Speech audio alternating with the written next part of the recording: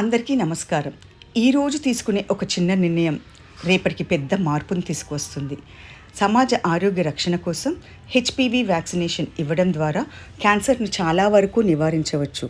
స్పృహాప్తి charitable trust దీనికి ముందడుగు వేస్తూ సమాజంలో ప్రతి తల్లికి, ప్రతి కుటుంబానికి ఈ విషయంలో అవగాహన కలిగి ఉండాలని కోరుకుంటుంది. దానికోసం ఎన్నో అవేర్నెస్ ప్రోగ్రాంలతో మీ ముందుకు వస్తుంది మీ స్పృహాప్తి చారిటబుల్ ట్రస్ట్. అపోహాలను వీడి క్యాన్సర్ వ్యాక్సినేషన్ వేపిద్దాం.